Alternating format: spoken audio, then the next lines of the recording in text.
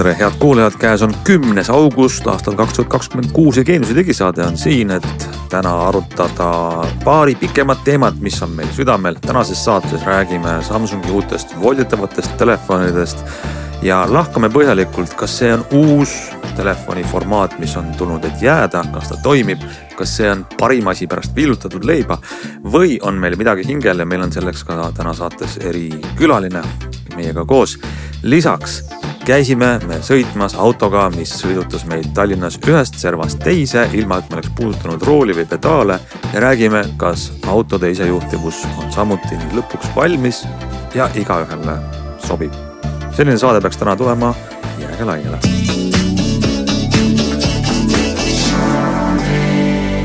No nii, hakkame siis saatega peale ja jätame vahele tavapärase uudistebloki, lähme kohe oma põhiteema juurde, Samsungi juurde.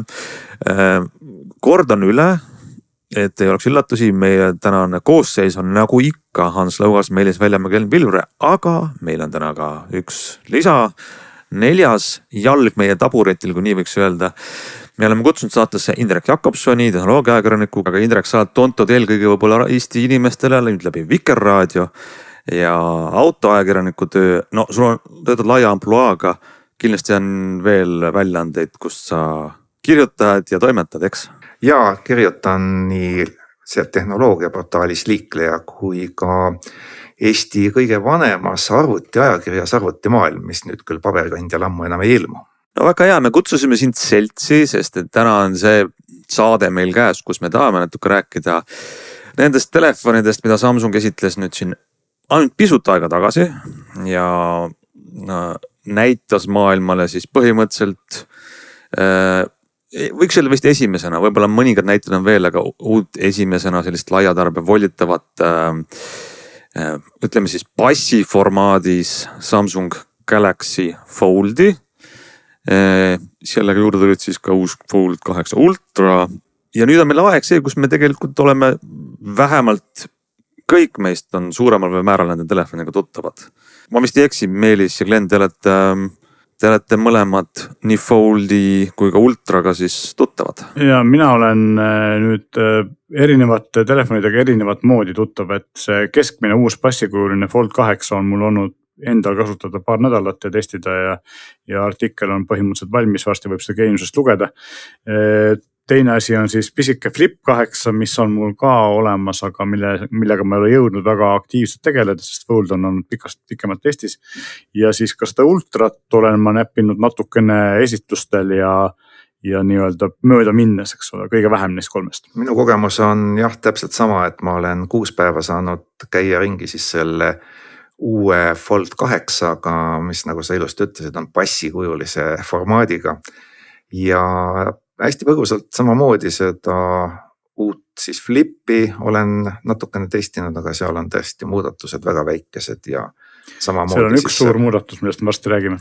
Just, aga selle muudatuse olulisuse üle me veel jõuame arutada. Kui te kõik ütlete, et see on passikujuline, siis ma kogu aeg mõtlen, et kuidas saab üks asi olla passikujuline, sest mulle kogu aeg tundub, et me räägime sellest nupust, kus sa keerad passe juurde. ja iga kord ma mõtlen, kurat, mis asi, ja siis ma saan jälle aru, et mõeldakse ju seda dokumenti, sest olgem ausalt tänapäeva kasutuses, minust tavalise inimese jaoks see paberist asi, mille nimi on pass, seda ju praktiliselt ei ole, meil on ID-kaart ja kõik muud asjad, aga pass kui selline on meie vestlustes alati olemas, sest me kogu aeg räägime, kas passe on palju või vähe või. Tõsi, mina sain seda võrrelda just selle pärast hiljuti, sest et Samsung tegi selle esitluse Londonis, kus mina käisin ja seal oli üle pika aja vaja kasutada passi, et selle riiki sisse pääseda ja siis mul oli see juhuslikult kaasas, et ma sain kõrvuti panna. Just, et inimesed kes kogu aeg sõidavad kusagil Hiina ja muude kohtade vahet, nagu ka Inglismaa, kus on vaja siis kõva P-ga passi. Nemad siis saavad aru, millest me räägime. Alustamegi, lähme konkreetse teema juurde, me keeruta rohkem, räägime siis sellest telefonist, millel on jällegi tüütult pikk nimi, selle nimi on Samsung Galaxy Z Fold 8. Sai vist nüüd kõik. Eestis endiselt ei ole Z-i. Tähendab, asi on selles, et ma kirjutasin selles ka oma loos, et Z on tõepoolest Samsungi kokku pandavate telefonide kaubamärgi osa, ja lihtsalt teatud turgudel on Samsung eemaldanud tähe Z siis aastast 2022. aga see ei muuda seda, et tegelikult on ta Z olemas, lihtsalt see vaene täht on jäänud niisugusesse õnnetusse rolli. Mina olen sellel seisukohal, et Samsung võiks Z igalt poolt ära koristada, sest seda ei ole lihtsalt vaja, et see on üleliigne täht selles nimetuses. Aga nad tegid seda sellepärast siis, et kuna Ukrainat rünnanud Vene armee kujundas oma tankid Z-tähega, siis paljude arvates võib Z-i kasutamine toote nimes olla sama hea, kui sa paneks sinna H-kristi, eks ole, nii et selles mõttes on selline poliitiliselt korrektsuse tee käimine, aga mina arvan jah, et see on tegelikult üleliigne täht, mida mitte kuskil vaja poleks. No kui me juba Samsungi nimekujundusele nõu anname, siis ausalt ka nimi Galaxy on seal selline, et ma ei tea, miks see seal on.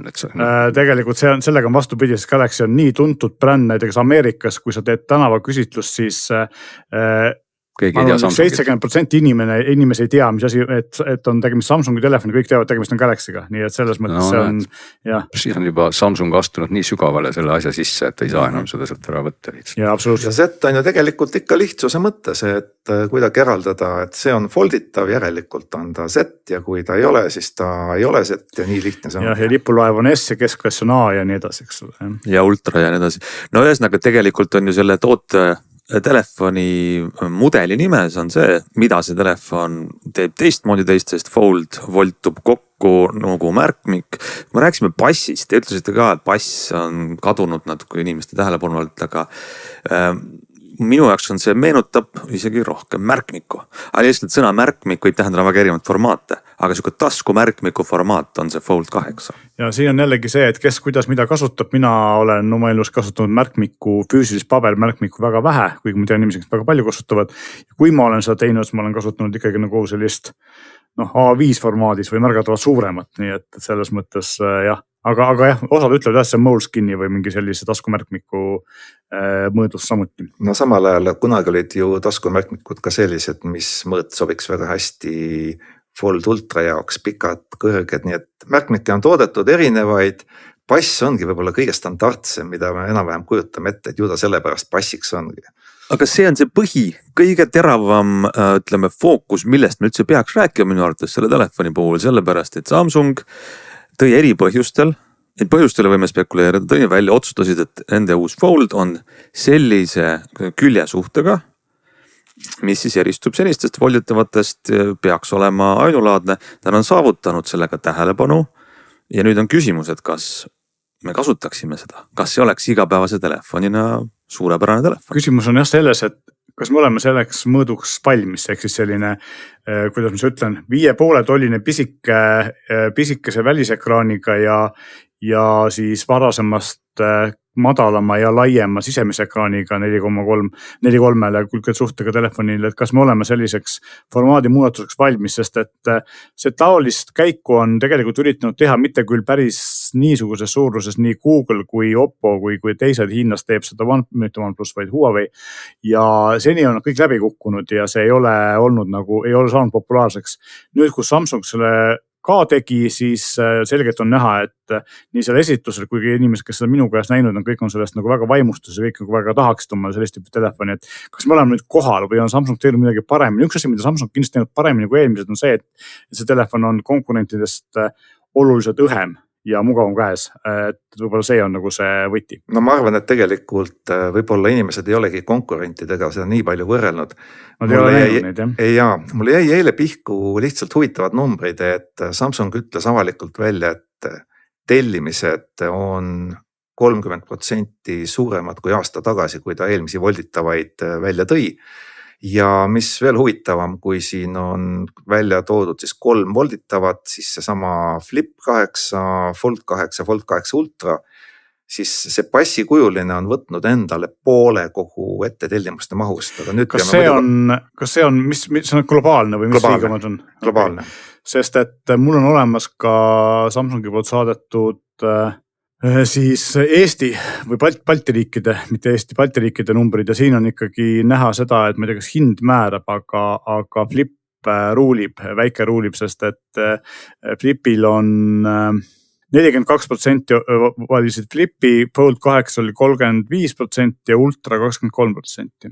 Nii et globaalsed numbrid erinevad Eesti turust ja see on tegelikult ju päris erinevates eluvaldkondades üsna tihti nii. Ma arvan, et siin on see, et meil lihtsalt mõjutab hind, kuna need suured volitavad on kõvasti kallimad, eks on pea 50% või 70% kallimad kui see Flip ja Ameerikas on ju see, et sul on see hind peidetud sinna kuumaksu sisse ja sa ei näe seda hinda tegelikult.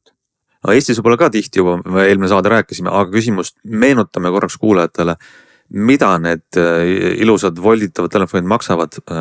Fold, mis on siis see passikujuline, hakkab 2000 eurost, siis see Fold Ultra piklik, mis selle allhind on? 2269 on soovituslik müügihind. No 200 on vahe nendel erinevus, et üks on siis aga Flip, mis on siis see nii-öelda puudrikarp, selle hind algab 1339. Tuleb küll öelda, et kuigi nad on just müügile jõudnud, siis tegelikult juba mõnedes üsna mõistlikes e-poodides on nende hinnad märgatavad odavamad, nii et juba mingi 200-300 eurot saab kindlasti neid odavamad osta. Mitu päeva on möödas sellest launch'ist, et juba on... Mõnedes poodis pole veel kohalegi jõudnud, eks ole, juba on hinnad kukkunud. Ma pööraks selle jutu nüüd siis teraviku sinna poole, et me nagu räägime nagu hinnast ja räägime, et ta on nagu äge või ta siis ei ole äge või, et küsimus justkui on selles, et esiteks peaks üldse aru saama, et kas inimesed nagu väga tahavad sellist telefoni, kui nad üldse hinda ei vaata. Ehk et kui sa nagu paned nüüd lauale selle, meil on kuidagi nagu eelduseks nagu justkui see, et see telefon on nagu meetsikult ihaldusväärne, et kui me paneme nüüd lauale sellise nii-öelda tavalise telefoni ja siis paneme sinna kõrvale selle Foldi, et siis kuidagi kohe meil nii-öelda ila jookseb põrandani ja me kõik tahaks seda Foldi ja siis me näeme hinda ja siis me räägime, oi, see on ikka jube kallis, ma ei saa seda endale lubada. Küsimus number 1 on see, kas me üldse seda tahame. Et kui mina olen seda nagu testinud, siis ma kogu aeg nagu taban ennast mõttelt, et kas ma tahan seda telefoni. Mitte sellepärast, et oi, kus ma seda tahaks, aga see maksab 2000 eurot. Et tegelikult nagu on nagu üldse põhimõtteline küsimus on just palju olulisem kui see hind, et võib-olla on kahtlemata inimesed, kes tõesti seda väga tahaksid, aga neil ei ole selleks raha.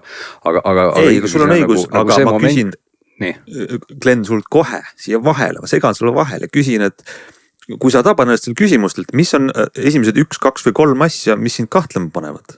Miks sa kahtled? Kui sa sellele vastata jõuad, Glenn, ütle seda, et kas sa räägid nüüd kõigist 3 volditavast või sa pidasid silmas ainult Fold 8? Ma tegelikult räägin kõikidest 3 volditavast, et ma lihtsalt tahtsin nagu jõuda selle jutuga, mis ei ole võib-olla väga sirgjooneline sinna välja, et mis on üldse see põhjus, et ma üldse ostaksin selle telefoni, isegi siis, kui see maksaks sama palju kui minu tänane telefon. Et ma nagu leian ennast olukorrast, kus ma isegi sama hinna eest nagu mõtlen, et tegelikult mulle meeldib see vana telefon nagu rohkem.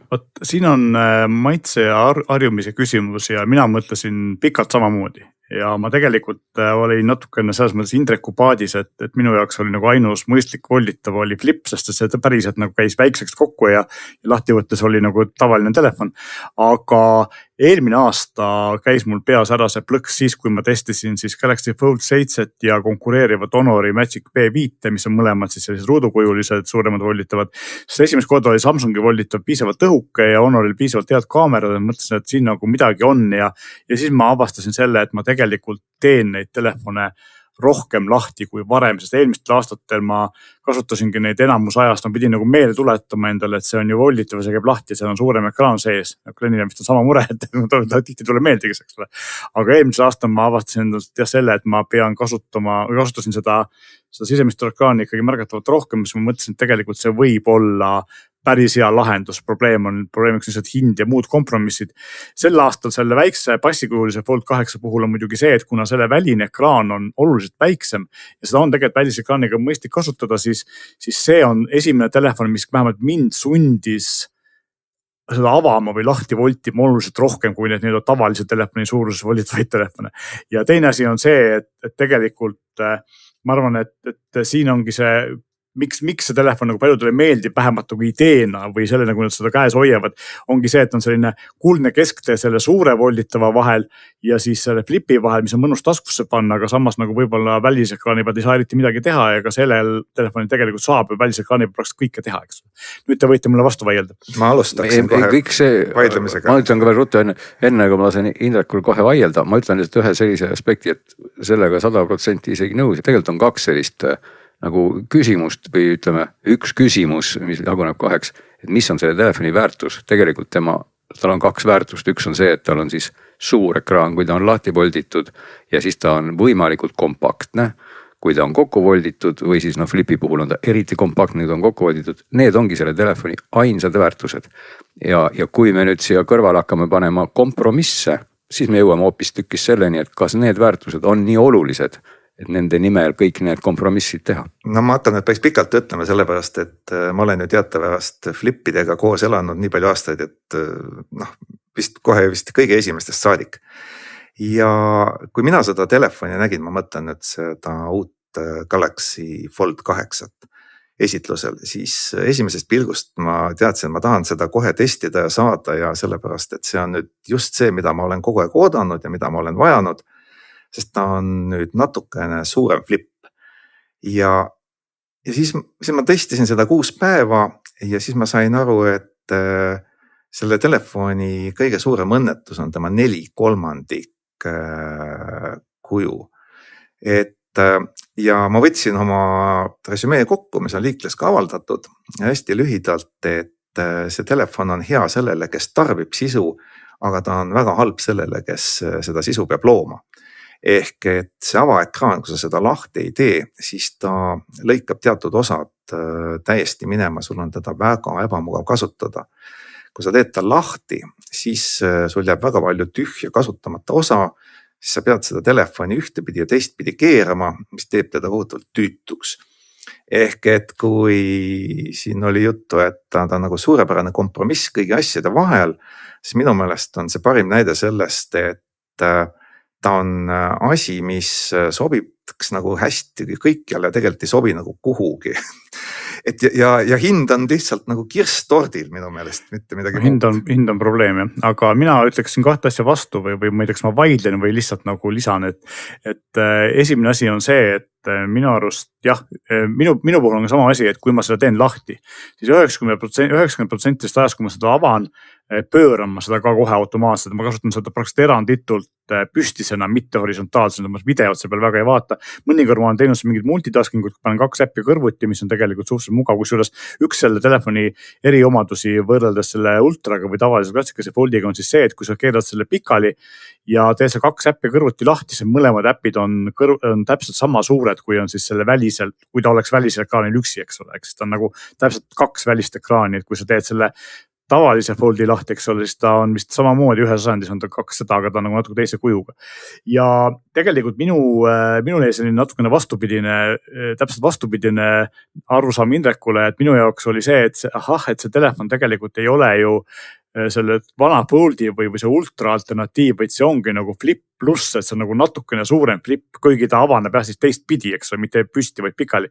Aga tegelikult jah, et see ongi just ideaalne telefon nendele inimestele, kes tahaksid natukene suuremat Flipi, aga samas probleemiks selle teel on hind, mis on nagu mitte natuke rohkem kui Flip, vaid ikkagi päris ligitad sellele klassikasele Foldi, mis selle aasta ultra nime kannab. No mina olengi tahtnud seda suuremat Flipi, eks ole, ja see oli see põhjus, miks ma ju kohe... Sina pettusid? Ei, tegelikult ta täitis 2 väga olulist nõudmist, tal on natukene parem kaamera kui Flipil ja tal on natukene suurem aku kui Flipil, ehk tal need Flipi 2 põhipuudust on suhteliselt sujuvalt ikkagi ära likvideeritud, aga ta ei anna mulle seda kasutusmugavust, mis on Flipil, et ma voldin ta kokku ja ta on mul tõesti väike ja siis ma voldin ta lahti ja ta on mul piisavalt suur. Ütlen siin ühe asja, miks minu arust on see hea Flipi asendaja, see rääksid suurusest, on see, et ta on küll natukene suurem või tegelikult ütleme nii, et 3 võrra kõrgem kui Flip ja kui sama lai, aga ta on oluliselt õhem ja see nagu veidi kompenseerib seda, eriti kui sa taskusse paned, et ta on küll kõrgem, aga ta on õhem. Ja, aga vaadake, teil on nagu see võrdlus tehnoloogia ajakirjanik, et teil on üks päev Flip taskus, Fold taskus, siis on 3 ja siis tekivad need väiksed vahed. Mina tahan öelda seda, et mul on kogemus, kus ma olin selle 5 päeva selle uue Foldiga käisin ringi ja minu arvates on see hästi loomulik formaat, sest see on hästi käepärane, ta ei ole liiga väike, suur ega piklik. ja see on väga sellepärast, et tekitab seda elevust, see Fold 8, et ta on väga loomulik ja see avamisliigutus on maailma trükikunsti alates hästi loomulik liigutus. Ma avan raamatu ja ta on samasuguses suuruses. Okei, ma küsin siis niimoodi sinult, Ants, ma ei küsi, et kas sa tahaksid seda omale osta, vaid ma küsin, et kui Apple teeb samasuguse, kas ta vahetaksid välja juba praeguse iPhone? Vaat sellele ma tahtsin jõuda, et seal on üks väga suur konks, sest et sellised, ma ei saa öelda, et see telefon on halb, sest telefoni on tootnud Samsungi korporatsioon Lõuna-Koreas välja arendanud. Telefon hästi. Aga võib-olla, aga kui sa võtad selle toote kätte, siis on võimatu lahutada seda, kui suur ta on ja mis toimub ekraani peal. Ja see, mis toimub ekraani peal, on osaliselt Samsungi süü ja osaliselt on see äppi arendajate süü, aga selle lahti volditud ekraani 2 poolt, no väga vähesed rakendused suudavad seda nagu ratsionaalselt ära kasutada. Et mul on 2 poolt. Põhipuudus. Just. Ja see on see, et kuidas ma saan lahutada seda, et mulle meeldib õhuke või hea kaamera, aga kui ma vaatan ekraani, siis on seal vaatab mulle vastu tühi, kasutamata ruum, lollakad lühendid. Ja sa ei saa äpi arendajaid süüdistada selles, et nad on treeninud oma äpi valmis tavapärasele 9-16 suhtele. Nüüd saab, äpid võiksid olla responsive'id. Võiksid olla, ma tahaks. Aga ta ei tööta kui toode, mida mina ostan 2000 euro eest, ma tahaks, et ta töötaks, ta ei toimi. Siin on see koht, kus ma ei saa öelda, ma vaidlen vastu, vaid ma saan jagada oma kogemust ja minu kogemus on natuke teistsugune. Ma nägin ka YouTube'is videosi, kus inimesed kurdavad, et ma ei tea, ristsõnad äpid ei ole, nupud on puudu, mis edasi.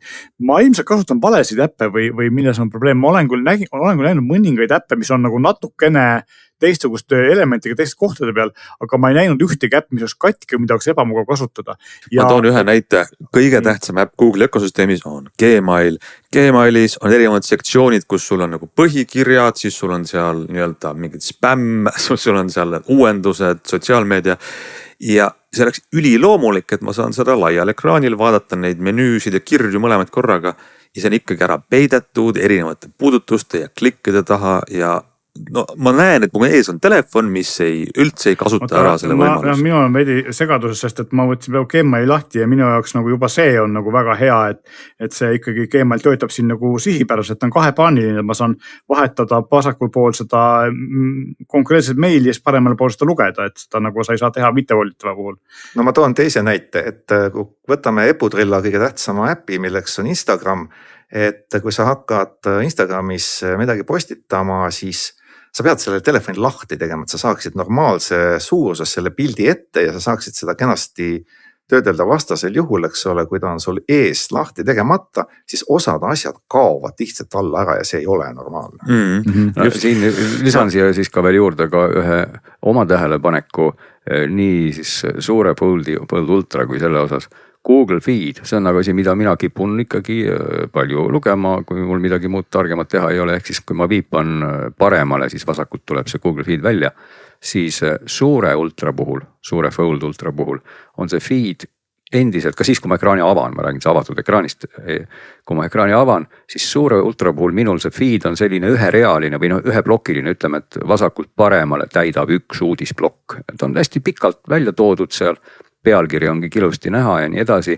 Ta on tegelikult täpselt samas mõõdus nagu ka tavalise feedi puhul, kui ma võtan tavalisest telefonist selle sama tavalise feedi vaate, siis on ta ka nagu teineteise all ridadena.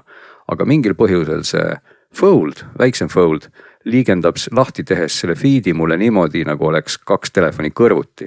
Ehk et nagu 2 väikest ekraani kõrvuti, ehk et ma näen nagu ühte pealkirja, siis näen kohe selle kõrval teist pealkirja. Ta mahutab neid pealkirju oluliselt rohkem sinna ekraanile. Ta näitab sulle avatuna tahvelarvuti vaadet, mis peaks olema. Kuna ekraan on väike ja pealkirjad on suured, siis enamik nendest pealkirjadest lõpeb ära umbes 1-2 sõnaga.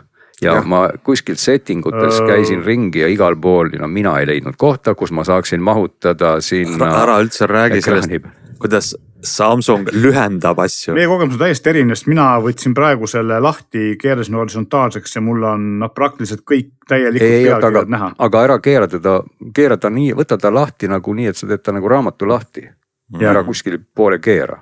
Jah.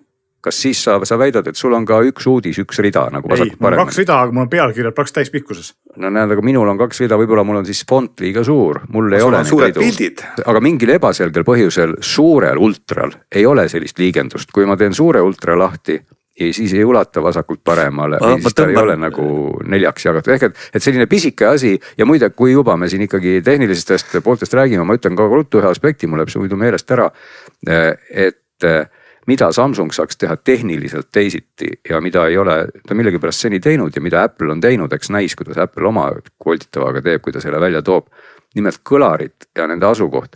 Esiteks kõlarite kvaliteet on muidugi. Glenn, enne kui sa räägid kõlaritest, ma tahan selle rakendusteema kokku tõmmata, et just me oleme praegu siin, et me kõik kirume erinevatel rakenduste sellist ebaküpsust ja Meelis viitas sellele, et järgmine kuu ilmselt tuleb Apple'ilt välja samasuguse sellise vormiga telefon, mis on samasugune proovikivi Apple'ile, kas rakendused suudavad seda kasutada või ei. Aga noh, tagasi riistvara juurde. Ma enne kui sa lähed riistvara juurde, ma tõmbaks ka omakorda selle asja kokku niimoodi, et 2 asja esiteks Glenni väite peale ma ütleks niimoodi, et see Fold 8 töötab nii nagu peaks, ehk siis tahvelarvuti režiimis, kui ta on horisontaalne selle Google Feedina, aga Ultra ei tööta, et Ultras on probleem. Ja teine asi on see, et tegelikult üks asi, mis minule veel nagu siin tarkvara koha pealt muljet avaldas, oli välisel väiksel ekraanil on see, et see font on vaikimisi ka seal natuke väiksem kui teistel telefonidel ja selle väikse ekraani peale mahub üllatavalt palju teksti, kui nagu natuke laiem, eriti kui sa artiklit loed, et sa ei jää nagu väga palju ilma versus nagu suurem või pikema ekraaniga telefoni, see mind üllatas, et sinna mahtus nagu päris palju ära, et okei, mina kui prilliga enda vanem mees pean võib-olla natuke silmi pingutama, sest font on väiksem, aga tegelikult sinna mahtus jah üllatavalt palju ära, nii mina nüüd lõpetasin. Tulla siis tagasi ühesõnaga kõlarite lahenduse juurde on see, et esiteks on need kõlarid tõesti hästi kõhna soundiga, nad on mõlemal nii kui suurel kui ka keskmisel. See on volditatud telefonide paratamatus. Jah, et kui sinna kõrvale võttagi see minu vana hea Pixel 9 Pro XL on see mul tavatelefoni kasutuses, siis see heli kvaliteedi vahe on, no ma ikkagi ütleks mobiiltelefonide mõõtkavas on see väga-väga pikk. Ka S26 Ultraga on ta päris suur see heli kvaliteedi vahe, sest et lihtsalt suuremad kõlarid mahuvad ära siin. Ja teine asi on siis see kõlarite paigutus, ehk et selle sama Foldi õnnetus on see, et kui sa Foldi keerad nagu lahti, siis ta muutubki olemuselt 4:3 lai ekraaniks ja siis jäävad kõlarid puhtalt vertikaalselt üles-alla. Ehk et need kõlarid peaks tegelikult asuma ideaalis selle telefoni 4 küljel, nii nagu iPadil asub. Et iPadil on tegelikult kõlarid kõikides külgedes ja kui sa võtad iPadi, keerad ükskõik mis pidi, kuuled sa alati stereoheli. Aga selle telefoni veel kallimaks.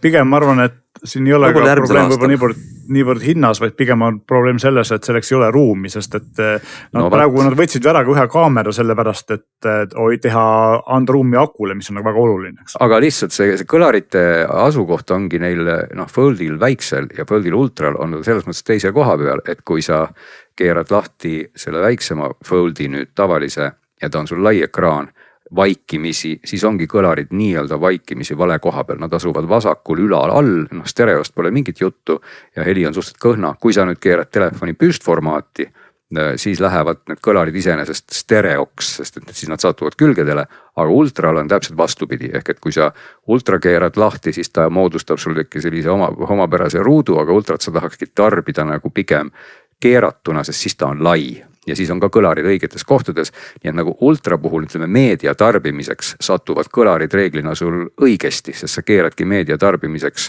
Ultra siis nii-öelda 90 kraadi, aga Foldi meedia tarbimiseks, kui sa just ei tarbi sellist vertikaalmeediat, sa tarbidki niipidi, et kõlarid on siis nii-öelda valesti ja kui me räägime üldse meediast ja ekraani suurustest, siis tegelikult selle sama Foldi puhul ka video tegelikult sellel ekraanil kahjuks ei ole üldse suurem kui sellel minu kobakal XL-il, eks ole. Natuke siis ka on. No marginaalselt, et see ei anna nagu mingit eelist, et seda kasutada, aga selle eest on heli nagu märgatavalt nigelam. Nii et seal ma olen natuke nagu segaduses, et ainuke eelis, ma ütleks, kus tõesti see suur ekraan, ükskõik on see siis selle Ultra puhul või keskmise Foldi puhul, tõesti nagu välja tuleb, väga heas mõttes on tõesti fotode vaatamine, et fotod on meil reeglina 4:3 formaadis või siis kui sa oled suur e-raamatute lugeja, siis ka ilmselt sa rõõmustad, et sul on selline tahvlisugune asi käes. Ja, sest seda on mugavam ühe käega hoida kui Ultrat raamatut lugedes. Aga kuulge, võtame võib-olla selle teema kokku, kuna meil paar lauset tahaks ju rääkida ka Flipist. Ehk siis Fold ilmselgelt tekitab siin kõvasti emotsiooni, furoori, aga Flip, Samsung Galaxy Flip, te ütlesite, Indrek ja Meelis, et üks suur muutus seal on see aasta. Indrek, mis see on? Ma lausa Meelisile ära öelda. Ja no tegelikult, kui me räägime riistarast, siis praktiliselt pole muud muutust kui see, et ta on käes hoides märgatavalt õhem kui eelmine aasta, ta on käes tundub õhem, kui ta on paberi peal, ehk siis millimeetri murdosade mäng, mis seal on tegelikult päris hästi õnnestunud, aga tegelikult suur muudatus on tarkvaras, nimelt enam ei pea selleks, et normaalselt äppe kasutada välisel ekraanil möllama mingite kuudlokkide, lisatarkvarade ja muu butafooriaga, millest enamus inimestel aimugi ei ole. Ja tegelikult nüüd saab nagu normaalselt ka välisel ekraanil äppe kasutada. No ma küsin nüüd kohe vastu, et kui palju sina kasutad välist ekraani Flipi puhul? Väga palju. Mina näiteks kasutan seda äärmiselt vähe, kuigi ma olen, nagu ma ütlen, aastate pikkune Flipi kasutaja, sest no see ekraan on ikka liiga väike, et seda kasutada reaalselt mingisuguseks asjade. Ja mul tulevad sinna märguanded, ma näen, et keegi helistab, keegi midagi kirjutas, aga midagi edasi tuleb see telefon ikka lahti teha. Ma räägin sulle, kuidas mina kasutan Flipi välist ekraani. Ma kasutan seda peamiselt siis, kui ma olen väljas. Ja siis on selle jaoks mitmed asjad, mille jaoks on nagu hea. Esimene asi on see, et kodus ma kasutan põhiliselt, milleks on hea, on siis, kui mul on vaja midagi autentida. Siis Smart ID töötab välisel ekraanil hästi, Audi töötab välisel ekraanil hästi, Bitwarden, paroolihaldur töötab välisel ekraanil hästi.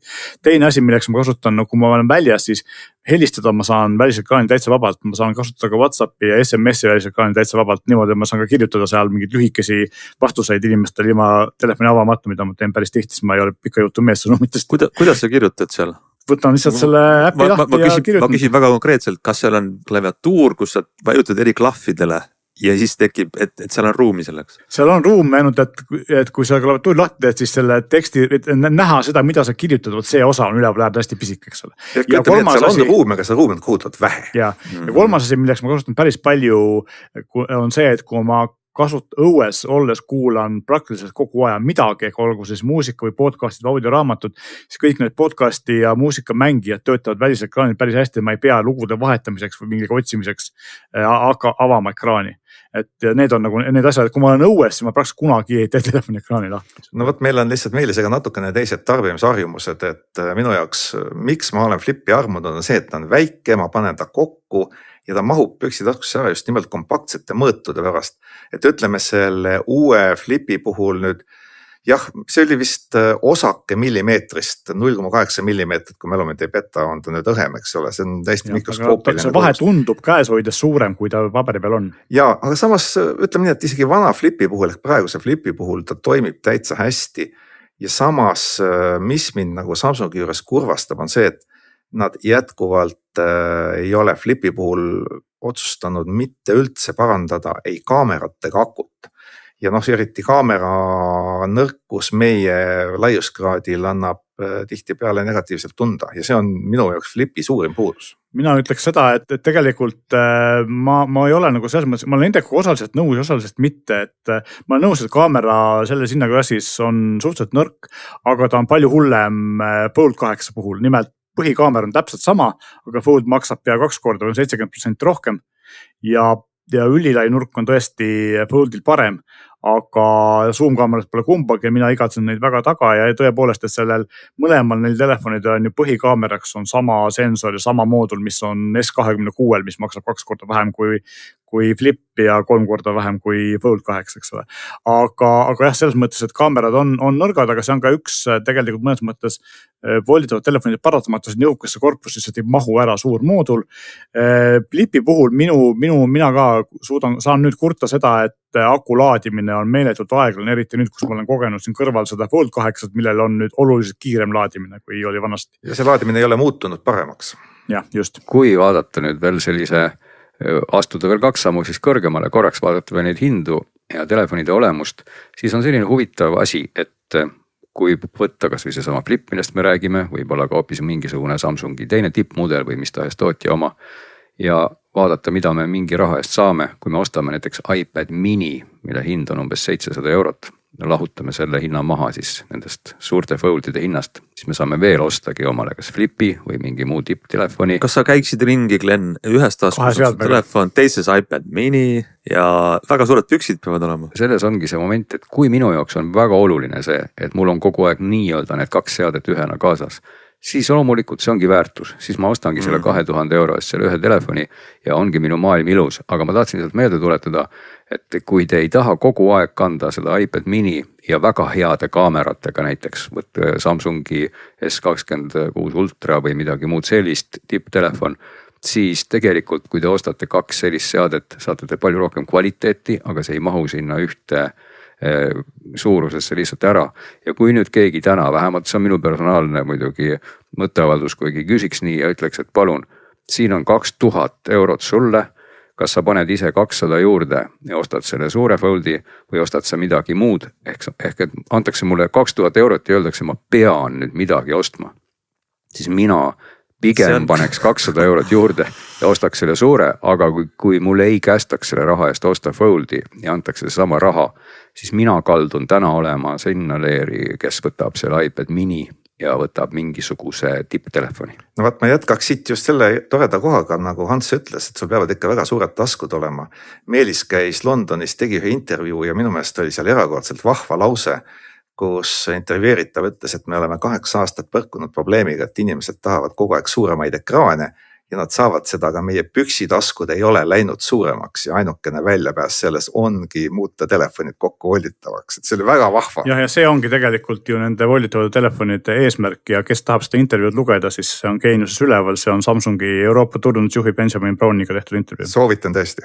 Ja püksitaskud ei ole läinud suuremaks, küll aga peavad minema sügavamaks meie rahakotideks. See tegelikult on see läbiv niit, mis siit jookseb läbi, et standard, et telefon, uus hea telefon maksab 2000 eurot, on raske seedida kõigile, ma ütleks ikkagi välja. See on jabur, aga samas me ju eelmises saates rääkisime sellest, et see ongi nagu praegu paratamatu olevik. No ikkagi, ja tullakse tagasi selle sama jutu alguse juurde, kus ma rääkisin ka hinnast, siis ma ei taha kuidagi kõlada pessimistlikult, need seadmed on tegelikult väga ägedad, aga tänane Fold teeb kasutatavuse osas palju kompromisse, et jääb üles küsimus, kas see igapäevaselt kaasas kantav 4:3 ekraan, mis on natuke suurem, on kõiki neid kompromisse väärt. Neid on lihtsalt niivõrd palju, neid on kaamera, need on need formaadi küsimused, need on kõlari küsimused, et kas see kõik on seda väärt. Kui see on seda väärt, on see väga okei. Ma lihtsalt ei taha kuidagi halvustada seda, et kui inimene leiabki, et talle see Fold väga meeldib, see ongi väga okei. Aga küsimus ongi selles, et kas see täna nii paljudele inimestele meeldib, kui see algne hype nagu lubab. See on asi, mida me kõik peame otsustama ja milles iga inimene võib ise selgusele jõudma, aga praegu see turundus või müüginumbrid näitavad, et vähemalt esialgu on see hype is real nii-öelda, et inimestele see väga meeldib, inimesed väga ostavad. Aga kauaks neile meeldib, ei oska öelda, aga kui enne ma ütlesin, tema võtaks pigem ultra, siis mina mõtlesin ka alguses nii ja nüüd, kus ma olen seda tavalist Foldi kasutanud paar nädalat, siis ma arvan, et ma äkki see on minu meelt muutnud ja võib-olla ma võtaks hoopis selle. Jäingi ultrast rääksime siin vähe, aga jah, mina jään nagu täna sinna ultrapaati. Mulle see uus ultra väga meeldib, ta on läinud veel natuke õhemaks. Ta on tegelikult oma kokku pandud mõõtudelt umbes sama suur nagu selline väiksemat sorti tipptelefon ja lahti tehes on ta lihtsalt mõnus suur ristkülik ja on ka väga okei. Kõlarid on õige koha peal, kaamerad on, tal on ikkagi telekaamera olemas ja see hinnavahe tavalise Foldiga on lihtsalt nii väike. Kusjuures hinna vahel on veel see tore moment. See sõltub ka natuke mahust. Seda küll, jah, mälumahust, eks ole. Mälumahust ja väiksema mälumahuga Fold 8 Ultra maksab sendi pealt sama palju kui suurema mälumahuga Fold 8, nii et see võtab seda veel väiksemaks. See on väga hea tähelepanek, just. Mina ütlen lõppsõnana selle, et võtsin lasti selle Foldi ja läksin sätetesse, telefon oli eestikeelne ja ma satun sinna olukorda, kus ühe sätete menüü koostab 4 sõnast selle pealkiri ja kõik need sõnad on lühendatud. Mingisugune ma võin selle ette lugeda, mul on see loe palun ette, mis on Samsungi see menüü? See on siis osakond libist.com puudutus ja tagasiside, siis sa leiad sealt sellise toreda kirja nagu klav.puudut. ja hoid.viivit. See meenutab juba klavlitti. Ja siin on 2 probleemi sellega, 3 probleemi, esiteks on see loetamatu, teiseks see on lai ekraaniga telefon, kus on kõigi sõnade jaoks ruumi, aga see on lühendatud ja kolmandaks ükski ettevõte, kes müüb mulle 2000 euro eest mingi toote, ei tohiks lubada nagu nii kohutavat kvaliteeti, et ma lihtsalt selle lühendi tõttu ei ostaks seda telefoni ja see on minu lõppsõna. See ei ole muidugi üldse Foldi probleem, vaid see on meie siis olgu see siis jutumärkides või mitte kiitus Samsungile ja nende suurepärasele tõlkeosakonnale. Sest seal telefonis või mitte seal telefonis, kõikides tänastes Samsungi telefonides ringi käies leiab ikkagi väga palju selliseid sõnu, mille peale eesti keeleteadlased ka võiks rõõmustada või vastupidi ja mis võib-olla võiksid kõnekeelde minna, sest näiteks on seal osakond nakkeklahvid, aeglased klahvid, põrkekindlad klahvid ja hiireklahvid. Nii et igasuguseid klahviformaate saab Samsung meile tutvustada ja kui ma õigesti mäletan muide, kas ei olnud Samsung see, kes on meie varamusse toonud sõna kuum koht? Tundus meil alguses naljakas, aga täna enam ei tundu. No siiamaani tõesti jabur. See on Samsungi otse tõlge sõnast hotspot. Ja see on väga levinud tänapäeval. Ja muide Samsung on ka jäänud endiselt, siin ka Meelisega oleme seda ikka aeg-ajalt jälle teemaks võtnud selle juurde, et kui te valite kaameras seadeid, siis Samsung endiselt ei tee teile portreesid, vaid tema teeb püstformaadis võtteid. See on portree režiim eesti keeles. Aga tõmbame kokku, Indrek, mis on sinu lõpp? Veel ei tõmba kokku, vaid ütlen seda, et ma olen Samsungiga rääkinud sellest korduvalt ja nad on sellest teadlikud, et nad ignoreeri seda, aga pigem on lihtsalt see, et siin selle meie Eesti osakonna jõud selle suure korporatsiooni tööpõhimõtete muutmisel jääb võib natuke lühikeseks, aga nad teavad seda ja nad üritavad sellega tegeleda. Jah, siin minul jälle taaskord võrdluseks on kogu aeg see Pixel olnud, vaatasin ka neid menüüsid, seal sellist lühendamiste müriaadi pole, ma ei tea, hiinlaseid on Meelis rohkem vaadanud, kas ka seal lühendatakse kõvasti? Ei lühendata palju, aga seal on väga palju kummalisi tõlkeid, aga näiteks toon siia heaks näiteks Motorola, kellel on Eesti turul palju muid probleeme, ei tööta Telia SIM-idega väga hästi nii edasi, aga nende tõlge on väga hea, nii üllatav kui see ei ole. Nii, aga Indrek, kuidas sa võtad kokku siis selle aasta Foldi, ütleme lühikese lõppsõnana? Lühikese lõppsõnana võtaks kokku niimoodi, et Flip on saanud väikese täiustuse, mis võib-olla mõnele inimesele on oluline, aga tema põhiväärtused on jäänud samaks. Nimetame neid siis puudusteks või headeks külgedeks ehk sisuliselt muutumatu. Ja täpselt sama ütlen ma Ult 8 Ultra kohta, mis on saanud jälle pisikesi täiustusi, aga suurt vahet eelkäijaga ei ole. Ja kolmandaks on loomulikult see telefon, millest me siin enamus ajast rääkisime, mis on uus, mis kindlasti müüb ja tõmbab tähelepanu oma uudsusega, mis võib-olla ei ole tegelikult nii halb, kui teil kallitel kuulajatel praegu meie jutust mulje jäi, et tegelikult on tal täitsa korralik aku ja Aku kestab üllatavalt hästi. Enam-vähem kaamerad ja tõesti saab selline korralik riist, kui selle hind oleks mõistlik ja kui kõik äpid tulevikus hakkaksid seda arvestama, et see 4:3 kuva suhe võib muutuda tulevikus võib-olla natuke laiemaks, võib-olla jääb see samasuguseks üksikuks ürituseks, nagu neid maailmas on palju olnud, aga seda meie siin praegu ennustada ei saa. Vaatame, kui Apple'il hakkab muide oma samasugusel telefonil, me arvame, et ta tuleb samasugune. Kui tal hakkab samasugusega hästi minema, ilmselt siis inimesed tõmbavad ka Samsungi puhul järgi ja äpitrialid ka. Kui need mõlemad jäävad üksikuteks, siis jääb see ka luigelauluks, nii et ootame põnevusega. Jaa, see on väga hea kokkuvõte.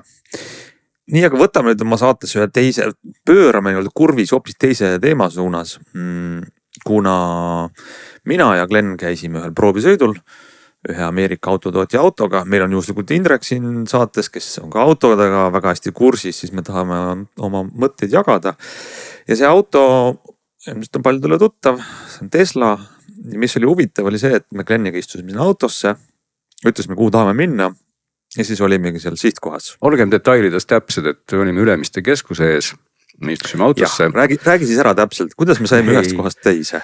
Me võtsime Ülemiste keskust, tegime auto lahti, istusime sisse, vaatasime ära küll kohustusliku video, et kuidas saab sõita nii, et me seda autot ei juhi ja siis valisime navigatsiooni paneelilt, kus ei ole küll Waze, aga on siis Tesla enda navigaator välja TalTechi tipi Tallinna Tehnikaülikooli raamatukogu ja ütlesime, et me tahame sõita sinna. Kui saaks öelda talle tipi? Kas te ütlesite või kirjutasite või valisite kaardil punkti? Tipi ikkagi kõnetab, ma arvan, selliseid inimesi, kes on veel teisest ajajärgust ja see on tore sõna minust. Et rükkisime. Ja siis peale seda sellist veerand tunnist sõitu parkis auto ennast tipi raamatukogu ette ära parklasse ise, olgu, et me ei öelnud talle, et pargiks, aga ta leidis seal koha ja ehk et kõik see toimus tõesti niimoodi, et see nagu ma isegi ei oska nagu öelda, see meie jutus praegu võib kuidagi tunduda, et noh, mis see nagu ära ei ole. Aga kui te ikkagi seni olete ja oleme sõitnud autodega, mis siis paremal juhul hoiavad ridu joonte vahel, siis juba Ülemiste keskuse parklast väljasõit ei ole sugugi algajatele. Ja see oli juba huvitav protsess, kuidas siis auto mörlas ja nikerdas seal parklas. Ma ei ole kursis, kas nüüd Tesla on avanud, neil on mingisugune esinduse taoline väike asi seal Ülemiste keskuses, kas nad pakuvad seda kõigile, aga kellel vähegi võimalus on, tasuks proovida võtta see proovisõidu tunnikene, sest see, mida sellise närvivõrkudel põhineva tarkvaraga auto suudab liikluses teha, no see ikkagi on, see on ulme, see on tulevik ja see on kohal. Ja siin oma Tallinna Eestis, et minu jaoks oli kõige olulisem koht see, kui me tulime Mustamäelt Sõpruse puiesteed pidi, lähenesime Akadeemia ringile, kuulsale ristmikule ja auto otsustas, et ta läheb siis pöörab vasakule Nõmme poole, et sealt minna Raamatukogu parklasse. Ja kuidas ta läheb sinna ringile? Kes Tallinnas liikleb, see teab, et seal on nagu 2 sõidurada, tehniliselt saaks mõlemalt minna, viisakas on minna vasakult sõidurajalt, sest ma tahan ringristmikult minna vasakule ja ringi peal vahetada rida õiges kohas. See ei ole viisakas. Sellele võime vaielda, aga mina sõidan oma autoga niimoodi. Ma ei sõida paremast rajast, ma sõidan vasakust rajast. Ja see auto, kus me olime, me teda ei juhendanud, ta käitus täpselt niimoodi. Liikluses ta käitus üleüldse väga paljudes kohtades tegelikult väga inimlikult ja ta käitus küll samas väga rahulikult, et tuleb kohe öelda alguseks või ka sissejuhatuseks ära, et tegelikult Teslal neid isejuhtimise režiime on mitu, aga nii palju kui ma aru sain ja ma ei ole kahtlemata Tesla spetsialist, on Euroopas ikkagi täna kasutusel need rahulikumad või rahulikum režiim. Ehk et Teslal on tegelikult ka isejuhtimises režiim Mad Max, mis siis tähendab sellist, et lennuk väljub kohe. Ja kahjuks Eestis ei ole see olemas, USAs saab ka selle Mad Maxi aktiveerida, et siin ikkagi, kui vaadata seda sõidumetoodikat, siis ta tegelikult sõidab sellel põhimõttel, et ta jälgib alati piirikiirust, aga sa saad siis menüüst valida kuni 50% offseti, mille võrra ta nõustub seda piirikiirust ületama, aga seda juhul, kui liiklusvoog sõidab kiiremini. Ma siin tooks kõigepealt ühe nagu väikese selgituse siia juurde võib-olla nendele kuulajatele, kes ei ole selle teemaga kõige paremini kursis. Et maailmas on isejuhtivus jagatud kokkuleppeliselt 5 tasemele, öeldakse leveliteks või kategooriateks, tase on tavalisem. Ja teine tase, mida siis esindavad enamuses praegu müüdavad uutest autodest ja kaasa arvatud siis see Tesla, mida Glenn ja Hans testisid, on siis teine tase. Ja teine tase tähendab hästi lihtsalt öeldes seda, et auto aitab juhil teha teatud toiminguid, aga juht peab olema rooli taga kogu aeg valvel. Juht peab olema valmis igal hetkel juhtimist üle võtma ja juht vastutab 100% naha ja karvadega kõige eest, mis tema autos juhtub. Ehk et auto ei vastuta millegi eest ja see oli see põhimõtteliselt ka põhjuseks, miks oli võimalik sellist, ütleme, tavapärasest teise taseme juhtivusest, mis natuke aitab sul rida hoida, suhteliselt suure sammu edasi minna, jätta siis kogu vastutus juhi kanda, nii et ärge arvake, kallid kuulajad, et te võite nüüd uue Tesla rooli istuda ja enne väikese napsi võtta. Siia toome Indreku jutule sellele võib-olla siis näite ka sellest proovisõidust, mida see tähendab praktikas. Praktikas on see, et Tesla on pannud päris palju erinevaid funktsioone sinna, mis garanteeriksid, et juht on alati valmis sekkuma, et ta võtab vastutuse. Ja need on seotud ennekõige siis juhi pilgu ja tähelepanu jälgimisega. Kui sa vaatad otse välja küljepeeglitesse, see on okei. Kui sa vaatad vahepeal seda ekraani, see on okei. Aga kui sa kauemaks jääd ekraani vaatama, vaatad küljele, räägid oma sõbraga juttu, paned silmad kinni, siis hakkavad tulema esiteks leebed teated kuni rangemate hoiatusteni, mille tagajärel võib sisejuhtivus nagu välja lülituda. Eks see on see, kuidas nad tagavad seda level 2 nõuet. Kui juba nüüd hüppasimegi kogemusest juba edasi päris kaugele, siis see ausalt öeldes rakendub väga rangelt, isegi võiks öelda nii, et kui siin paljud autotootjad alates siis hiinlastest, aga nüüd ka juba teised, just seda sõidu tähelepanu, mis on awareness või mis iganes siis moel või teisel jälgivad, siis see Tesla teeb seda tõesti väga rangelt ja kui sa juba natukenegi seal nikerdad keskkonsooliga rääkimata, siis näiteks ma võtsin vahepeal telefoni ja kontrollisin paari meili ja siis selle peale kohe lülitatigi see sõit välja ja öeldi mulle, noh ja Tesla siis nagu ka karistab juhti. Tesla ütleb kohe, et nii, nüüd on see välja lülitatud ja nüüd palun juhi ise mõnda aega. Ja ta lülitas sellest selle sisse siis mõne minuti pärast ja noh, halvemal juhul ta lülitab selle peale seda sisse, kui sa oled juba kusagil poes või kodus ära käinud ja uuesti autosse tuled. Ja siis öeldi ka mulle, et kui nii juhtub nüüd veel mõned korrad, täpsemalt 5, siis juba on asi halb ja siis see sinu funktsionaalsus üleüldse deaktiveeritakse sealt, mis nagu tundub mulle natuke kuidagi selline, kuidas ma ütlen, kui ma sellest maksan, selleni meil jõuame ka. Ehk et kui ma ikkagi olen nagu ostnud omale mingi asja ja siis see asi ise ütleb mulle, et palun, et mind nüüd päris nii ei tohi kasutada ja enam mind ei saa kasutada. See nagu pehmelt öeldes irriteerib natukene, et ma saan nüüd aru küll, et ta üritabki väga rangelt seda juhti kogu aeg suunata olema siis osaline liikluses, mis aga teistpidi sööbki tema enda saba. Ehk et kogu selle isejuhtivuse mõte täna ongi see, et auto siis ju juhibki ise, et ma ei peaks ise oma tähelepanu sellele nii palju koondama. Ehk et kui me nagu jõuame selle põhimõtteliselt. Ei, see ei ole mõte. See on see level 2 mõte, et sa pead hoidma kogu aeg tähelepanu ja see on natukene vastuolu sellest tõesti, et sul on lõõgastavam sõita, vähem stressi, sest auto teeb sul väga mõistlikke ja turvalisi valikuid. Aga sa ei saa ennast lasta tähelepanul hajuma. Absoluutselt mitte. Tegeleda muuga. Sest linnasõidus ka, mis oli, tuleb küll öelda, mis on tore, et see isejuhtivus on siis lahendatud nii, kui ma enne siin ütlesin, kuidas ta neid kiiruspiiranguid arvestab ja liiklusvoogu. Et kui näiteks liiklusvoog Järvevana teel sõidab 70 asemel 80-ga, siis Tesla sõidab ka rõõmsalt 80-ga, kui ma sõidaks seal üksi, siis ta sõidab 70-ga. Ja kui nüüd tundub, et mulle, et ma tahaksin sõita kiiremini, siis ma võin vabalt vajutada kiirendi pedaali ja auto hakkabki kiiremini sõitma, aga kuvab mulle siis teate, et kuna ma ise nüüd siis olen võtnud kontrolli üle auto kiiruse, siis ta ei saa enam hetkel pidurdada, sest et mina vajutan seda pedaali.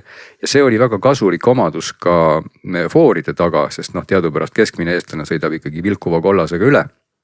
Aga Tesla autopiloot loomulikult juba kui roheline hakkas vilkuma, tahtis jääda seisma. Ja siis mina otsitasin teda üle sõitma, mida ta tegi.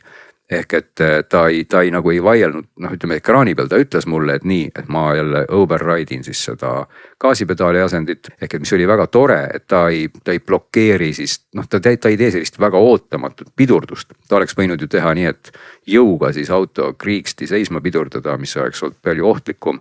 Ja samal ajal ta ei loobunud kunagi rooli keeramisest, mis mulle väga meeldis. Ehk et ükskõik kui palju siis mina gaasipedaali või kiirendit vajutasin, ta roolis kogu aeg. Ehk et muidugi ma ei proovinud sellist WRC stiilis kiiruskatset, kus ma siis hoidsin pedaali põhjas ja vaatasin, kas autopiloot sõidab.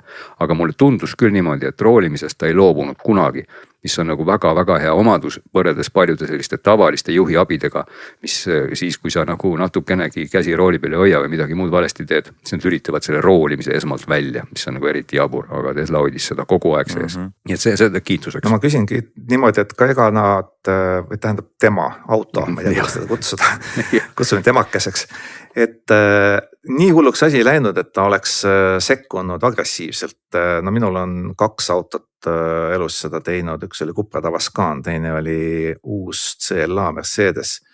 Et no lihtsalt hakkab mingist hetkest karjuma, siis hakkab turvavööd lõksutama ja siis hakkab maha pidurdama. Et nii hulluks, nii tundlik ta ei ole. Ei, meil sellist olukorda ei olnud kordagi, kus ta oleks siis niimoodi proovinud jõuga juhi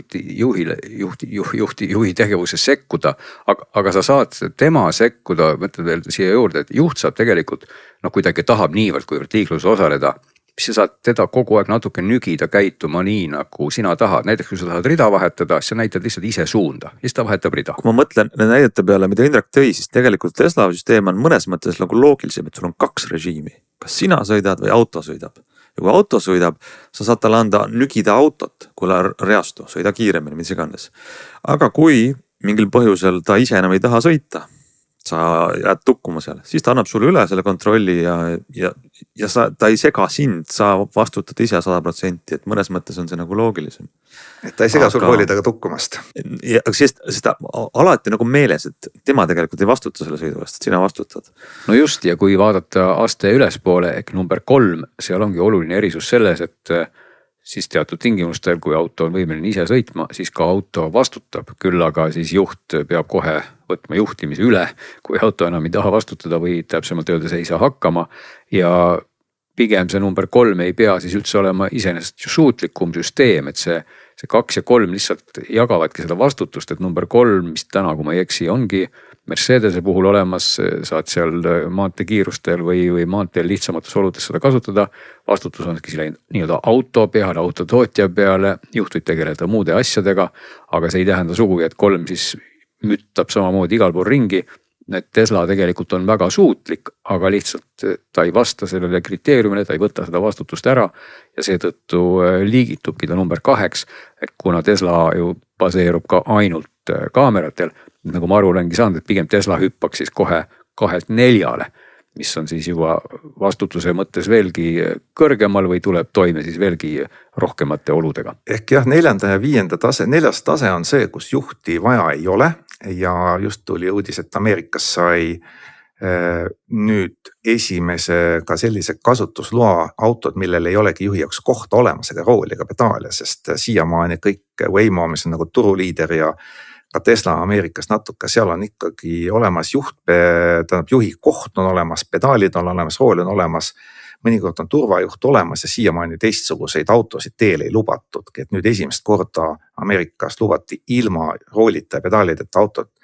Aga 4. tase tähendab hästi lihtsustatult seda, et need autod sõidavad väga piiratud alal, mis on ülidetailselt kaardistatud, need autode sees on kaart ja kui seda kaarti ei ole, siis see auto ei sõida mitte kuskile iseseisvalt. Ja 5. tase on see, et tõepoolest ütled, et ma tahan nüüd Tallinnast Tartu sõita, aga mine käi vahepeal Kükametsast läbi ja ta teeb seda, sest tal ei ole enam oluline see, et see tee oleks detailselt kaardistatud. Kaardistamine on kallis, väga kallis ja see on üks põhiline põhjus ja kes jõuab neid kõiki külavaheteid ära kaardistada ja metsa lõika ei saa mindud. Ehk et 5. taseme puhul ma arvan, et seda me niipea ei näe. Aga Tesla ütleme tegelikult, et ta suudab sisuliselt toimetada kuskil 3. 4. taseme juures, aga lihtsalt meie regulatsioonid ei võimaldaks hetkel seda seaduslikult teha. See on õige tähelepanek, et kõik need asjad, mis selle auto teeb veidralt, tuleb arvestada, et on osa sellest tingimustest, millega nad lubate siia turule. Jah, et muidu ei oleks ta ilma skiisi lastud. Ja see on muidugi ka näitab väga hästi seda, kuidas tänane seadusandlus lohisebki järgi juba tehnoloogial. Ehk et Tesla tegelikult sõidabki ise täna, et tegelikult ta ongi võimeline nii, meie katses, kui me nüüd siin linnas sõitsime, tõsi, meil oli 2 olukorda sellist, kus me pidime teda korraks liikuma, sundima, kus ta jäi korraks nii hätta, et ta ei näinud võib-olla hästi foori või ta ei hakanud lihtsalt sõitma. Mõlemad korrad olid fooridega seotud, ta ei näinud rohelist. Korrad aga meile ütles, et ta ei näe foori, et see oli ka tore, ta ütles, et ta ei näe foori, et kui foor läheb roheliseks, aga sisuliselt ta ei tekitanud tõsi ühtki sellist liiklusohtlikku olukorda, ta lihtsalt sõitis ääretult rahulikult, küll kohati võib-olla, et inimesed 30 märgi alas tihti ei sõida üle 30, aga Tesla proovis seda teha, kui seal teisi autosid ei olnud, aga seda ei saa talle kuidagi pahaks panna. Nii et iseenesest ma tahangi öelda, et süsteem kui selline on väga tehnoloogilisest, väga muljetavaldav ja seal auto küljes ei ole ju mingisuguseid radareid ja mingeid keerlevaid torne ega mitte midagi. Ja väga muljetavaldav oli see 2 olukorras, mis ma toon jälle, meie oma Tallinna liiklusest, mida ta tegi. Mustamäel Sütiste teel on selline bussipeatus, kus buss peatub sõidurajal ja auto läheneb sinna, ees on buss, mida teeb see auto ilma mingi sekkumiseta. Vabandus, see ei ole Sütiste, see on, kas on Tervise tänav või mis läheb Sütistelt sinna Rahumäe poole, see on see tänav. Jah, Sütistega Risto tänav. Sütistelt pöörad Tervise tänavale ja seal on niisugune koht, kus buss jääb peatuses seisma sõidurajal ja mida teeb Tesla? Läheneb siis sõidutee keskteljele, vaatab, et lähedalt vastu tulev liiklus on veel kaugel, paneb suuna sisse. Ja meil tuli ka keegi vastu. Ja tuligi. Ja ta läks sujuvalt bussist mööda. Ja see jällegi. Ja, ta isegi natuke ületas seal seda joont ja see oli natuke selline koht, kus võib-olla selline reeglitepärane süsteem oleks nüüd vajutanud piduri põhja ja jäänud kuidagi pooleldi sinna bussi nurga taha tokerdama. Täpselt nagu mõistlik juht Tallinnas teeks. Ja ma tahan kiirelt öelda ka teine olukord, sõitsime mööda ühest bussitaskust, buss oli peatunud, võtsin reisijad peale, panin uksed kinni, me lähenesime talle ja just see viimane hetk, enne kui me olime ta kohakuti, pani bussijuht sisse vasaku suuna. Ja mille peal, mida teeb auto siis? Ta teeb sellise piduritärina, hästi õrna, aga sa juhina tunned, millega ta ütleb, et ma märkasin, et siin on üks kriitiline olukord, aga ma ei pane pidureid plokki ja sõidab rahulikult bussist mööda, kuigi bussijuht näitas suunda. See piduritärin on nii õrn, et sa tajud, et okei, auto nägi seda, ta teadlik, aga ta käitub rahulikult. See oli väga muljetavaldav. Tahtsin ka just muide täpselt sama öelda, see oli ääretult muljetavaldav, et sellist väikest piduritõksatust oli aeg-ajalt tunda, kui oli näha, et ees on mingisugune kummaline olukord, kus nagu tuleks väga kiiresti otsustada, kas pidurdada rajult või sõita sealt kuskilt vahelt läbi. Ja siis Tesla otsustas tihti, et ta sõidab sealt vahelt läbi, aga ta hoiatas natuke selle piduriga niimoodi, et jäi nagu väga inimlik mulje, et ta nagu kõhkles korraks, aga ta otsustas, et ta läheb. Jõuame korraks ka veel selleni, mis muide ka osaliselt haagib meie Samsungi mõtetega, et see sama isejuhtivus on ka nüüd natuke sellises pakendis see omadus. Me peame rääkima ka korraks hinnast, selle eest küsitakse 99 € iga kuu, kui teil juhtumisi on Tesla. Ja mitte kõik Teslad, vaid uuemad siis, ja just alates seal 2024 või millal see hardware 4 vist teavad Tesla spetsid täpselt ja muidugi seal on üldse koomiliselt palju just tarkvara versioone ja uuendusi ja see on väga põnev maailm. Aga põhimõtteliselt on see natuke selline maailm, et kui ma hakkasin ka nüüd mõtlema, et kui keegi paneks mulle selle raha lauale ja ütleks, et mul on valida, kas ma siis lähen selle raha eest lõbustusparki või kulutan selle 99 € nüüd isejuhtivuse peale, siis kahtlemata selline inimene, kes ikkagi nooruses vaatas kogu aeg seda musta auto seiklust, siis mulle tundus isejuhtiv Tesla lihtsalt jube äge, et ma kutsun, ma ei tea, sõbrad ja sugulased, kes iganes autosse ja ütlen, vaadake, et pole käsi ja auto ise sõidab. Ja see kõik tundus nagu lihtsalt nagu äge. Aga kui ma nagu ägeduse faktori ära lahutan, siis jääb alles selline üsna kummaline asi, et mulle väga meeldib autoga kihutada ise. Ja mulle lihtsalt meeldiks võib-olla aeg-ajalt tõesti öelda, et auto sõidaks ja see kõik on äge, aga maksta sellest nüüd 99 € kuus, vaadata selle eest, kuidas auto sõidab 30 märgis 30-ga ilusti kohale. Ma ei tea, kas ma vajan seda, ehk et jällegi me jõuame nagu selle sihtgrupi küsimuseni, et kes on see inimene täna, kes ostab selle Tesla, ta peab olema tehnoloogiliselt selline edasijõudnud inimene. Ja siis ta nagu naudib nüüd seda, et ta saab väga rahulikult ise sõita liikluses, makstes selle eest 99 € iga kuu. Vaat see tekitas mul natuke jälle kõhklusi, et kes on see sihtgrupp. Nagu selge tunne, et sagedased linnasõitjad, sõidad 5 päeva, 4 päeva nädalas linnas ja ühesõnaga 80% võib-olla Eesti siukse tihasustuse liiklejatest. Nendele on see minu arust oleks nagu, see muudaks stressivabamaks liiklemist ja muudaks ohutumaks, kindlasti ohutumaks. Segan sulle vahele, tuletan sulle meelde, et nad ei saa seal rooli taga tegeleda mitte millegi muu kui liikluse jälgimisega. Ja see tähendab seda, et nad peavad olema kogu aeg valvel. Ehk see tähendab, et nad ikkagi sisuliselt tegelevad juhtimisega, mis siis, et nad võib-olla füüsiliselt rooli ei keera. Ehk et tegelikult see stressi see vähimalgi määral ei vähenda. Ta kindlasti vähendab. Sellisel juhil, kes tunneb ennast ebakindlalt liikluses, selles mõttes ma üldse ei vaidle, et selline inimene, ja et kui sa oled ikkagi tavaliselt selline autojuht võib-olla, kes väldib kesklinnasid, võib-olla sa ei ole üldse Tallinnast pärit, oled mõnes väiksemas linnas teinud omale load ja sa pead tulema nüüd sõitma Tallinnasse. Absoluutselt, see omadus on üli äge ja kui sa ei ole selline juhtimishull, siis see ongi äge, aga nagu küsimus on see, et kas need graafikud nagu ristuvad, kas selline inimene ostab omale sellise Tesla ja kas ta maksab selle eest selle raha, et kui see on tema jaoks väärtus, siis see omadus on äge. Mulle pigem tundub, et kümnete Eesti Tallinna lähivaldade inimesed, kes autoga sõidavad kesklinna tööle, mis minu arvates võib-olla elustiili küsimuses jätame kõrvale, kas see on mõistlik või mitte, aga neid inimesi on väga palju. Igav, tüütu ja rutiiniks muutuv selline, mis on eestikeelne vastasõna, commute, tööle sõitmine ja koju sõitmine. Pendelränne, kui see automatiseerib selle turvaliselt, siis see on kasulik, aga 100 € kuus, jällegi jõuame sinna, et kas 2000 € telefoni eest on mõistlik ja 100 € oma liisingumaksele, mis ilmselt on nagu Eesti inimeste enamik finantseerimisvahend autole, et kus juurde panna on mõistlik, jääb juba eraldi küsimus. Ja, aga tehnoloogilise funktsioonina see on üli äge, seda tasuks just nimelt kindlasti ise kogeda, aga jah, siis korrates Hansu mõtet, et sa pead nagu mõtlema, et kas sa päriselt seda nüüd hakkaksid kasutama ja tahaksid selle eest seda raha maksta, sest Tesla on autona lihtsalt tore. Muidugi tahaks väga Meelise arvamust kuulda selles suhtes, et temal see kogemus puudub, aga et kui tal oleks nüüd see öeldakse, et Meelis, mine nüüd osta, ta on täpselt see sihtgrupp. Meelis on võib-olla väga hea sihtgrupp tõesti, sest Meelis, sa ju ikkagi oled kogu aeg öelnud, et ega sa liikluses ju selline huligaan ei ole, sa pigem tahakski väga rahulikult sõita ja teistpidi sa oled sa väga tehnoloogiliselt edasi jõudnud. Mina olen jah liikluses see huligaan, kes just nagu siin Ants ütles, et mõistlikud autojuhid teeksid niimoodi, siis mina olen see tüüpi inimene, kes tõmbaks sel juhul bussi taha ja ootaks. Ehk siis, et mina olen sellist tüüpi inimene, kes teiste pinnuks silmas on nendel inimestega, kes ma ei saa aru, miks inimesed peavad liikluses kiirustama ja närvitsema ja tõmblema, et rahulikult saab ka kulgeda ja jõuab punktist A punkti B. Äkki sa sõidad linnas 50-ga ka? No mitte päris, sest see ei ole see oli provokatsioon, ära allu sellele. Ma arvan, et ma pigem sõidaks sellega, kui kiiremini, jah, aga ei saa.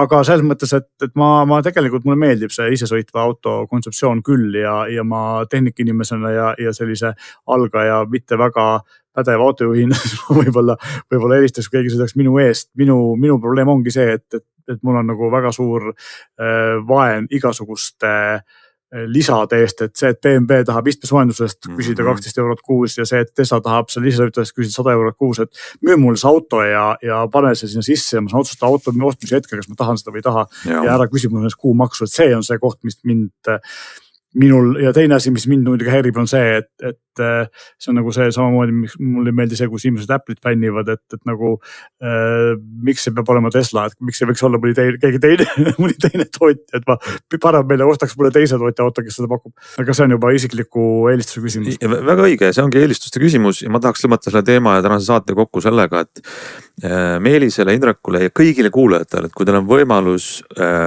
kuidagi saada selle proovisõit, siis minge proovige ja saate teada, mida see tänapäeval tähendab ja see kindlasti ei ole soovitus selle tehnoloogia või selle tootja osas, aga see kogemus on väga uudne. Ja nüüd enne, kui me tõmbame saate kokku, lühike avalik teadaanne Glenilt. See on tõesti väga lühike, sest meie saade on kujunenud väga huvitavaks. Tahan öelda väga suur tänu nendele 100 000 inimestele, keda ongi juba vähemalt tänase seisuga praktiliselt 100, kes on julgenud liituda selle ohtliku grupiga, milles saate testida äppi nimega sõiduki taustakontroll või taustakontroll. Ja lihtsalt ütlen veel infoks, et ilmselt tuleb selle äpile ka varsti natukene uuendusi. Ma ikkagi otsustasin sinna panna sisse ka sellise skaneerimisvõimaluse, mis on siis nagu offline'is, et see ei käi läbi mingite serverite, vaid teeb seda niimoodi hopsti. Ja siis see värskendus läheb sinna mingil hetkel üles. Meil on tulnud ka huvitavaid kuulajakirju, kes on soovitanud veel sinna teha igasuguseid toredaid omadusi juurde, et miks mitte kasutada mingit tehisintellekti apisid ja hoopis häälega veel otsida ja nii edasi. No võib-olla mõtleme selle peale, kui see minu rahakotti kohe ei tühjenda.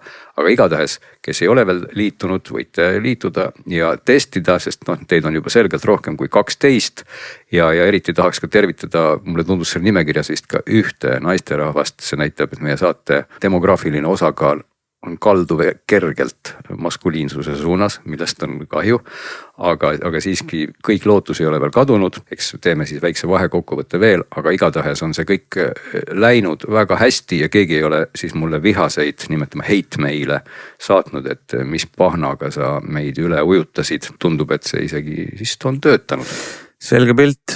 Selline tuli meie tänane digisaade. Rääkida oli palju. Tunne on, et rääkimata ei veel palju, see on alati hea tunne. Oodake, kuni me kogume mõtteid nädala jagu ja naaseme järgmisel nädalal. Seniks aga aitäh kõigile saates osalejatele, saates kuulajatele ja nägemist.